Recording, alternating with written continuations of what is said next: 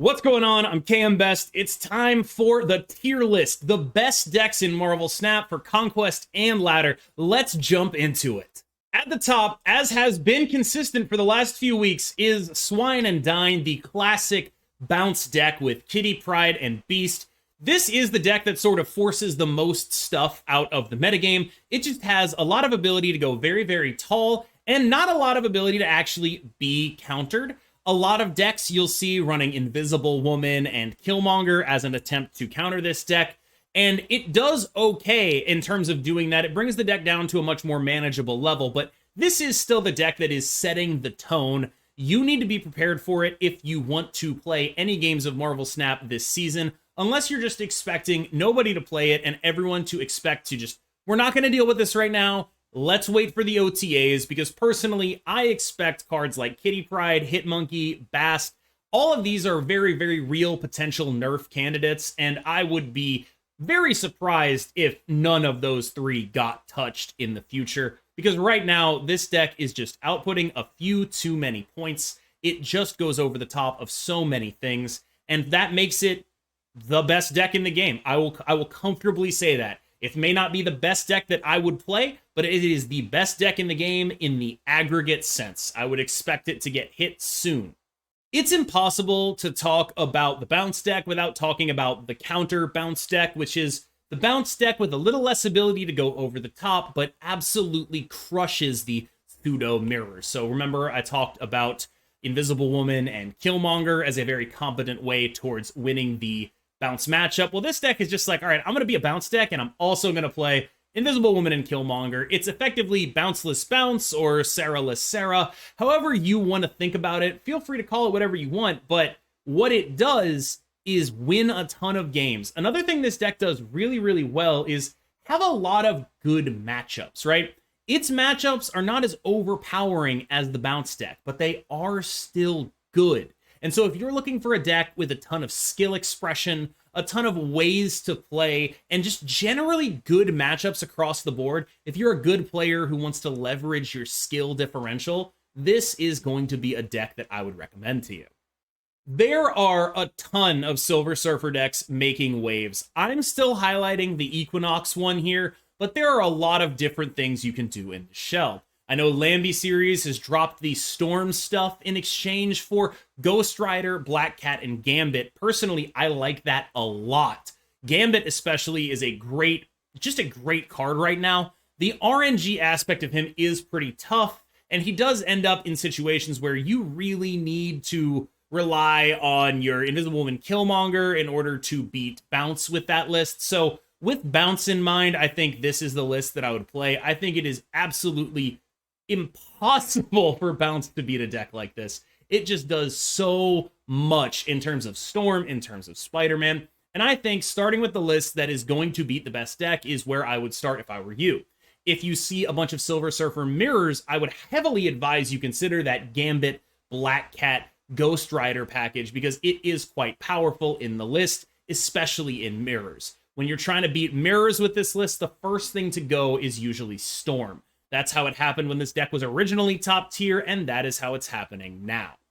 There have been a couple of Patriot decks swirling around, but as usual, I am respecting the best deck, and so I am running Invisible Woman, Killmonger, Shang-Chi in my Patriot list.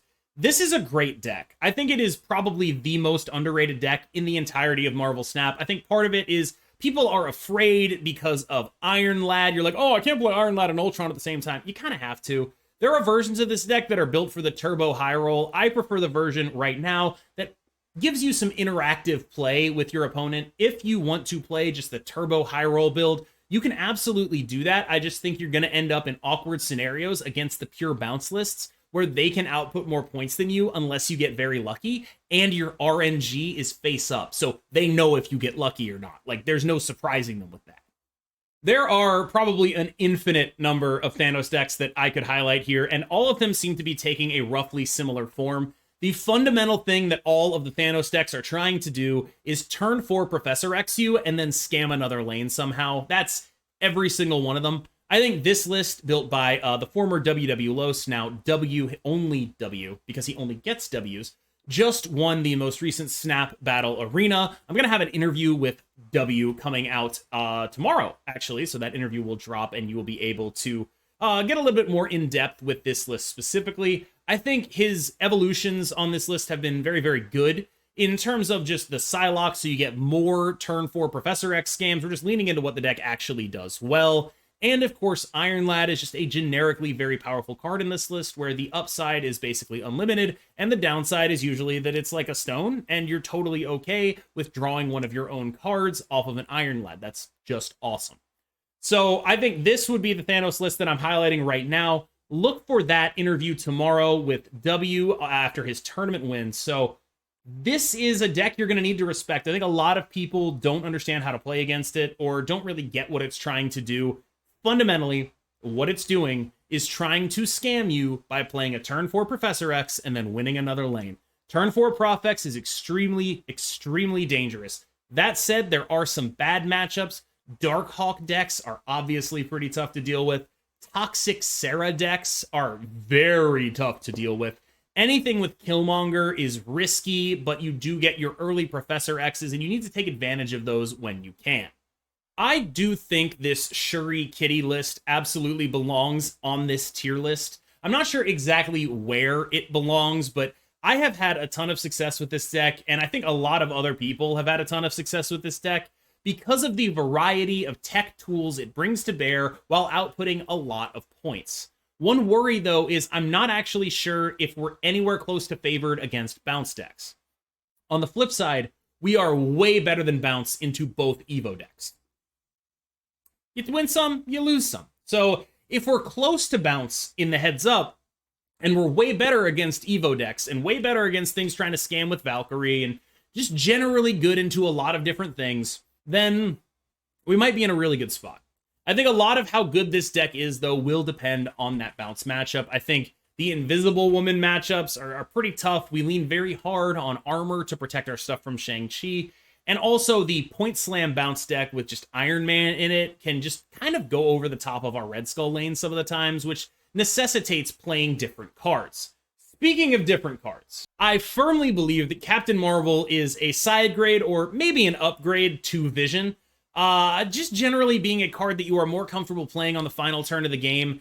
The downside, of course, is you actually do lose some points. I was in some games where 7 was more than 6, and that did really matter.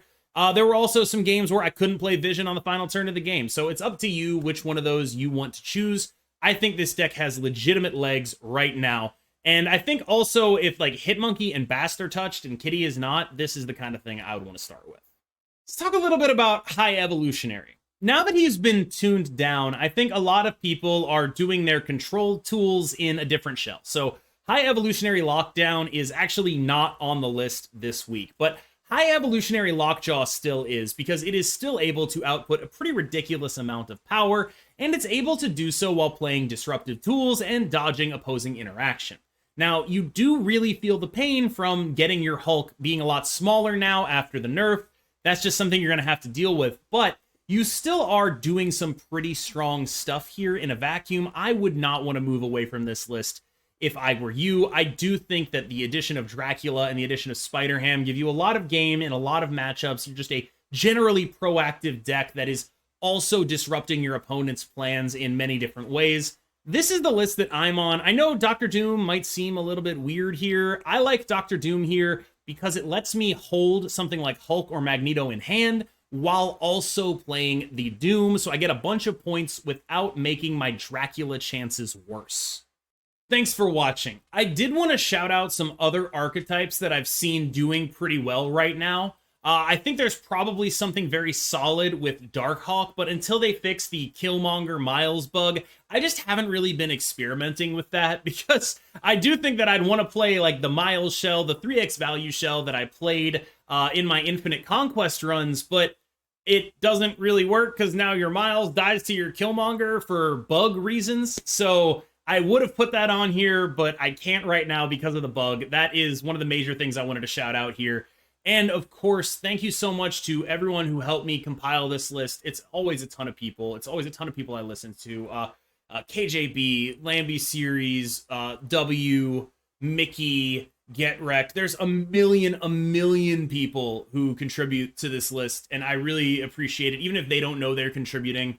So I do want to say thank you to all of them, and of course, thank you to you for making it this far in the video. If you made it this far, why not give it a like? Why not leave a comment? I feel like a little bit of a shill saying that, like, if you made it this far, why not give it a like? We're leaving that in. Thank you, sincerely, though. And I do read every comment, so if you think I missed something, please let me know. And obviously, I love likes, I love comments. They make the algorithm do better for me, so if you could leave one, it would be greatly appreciated.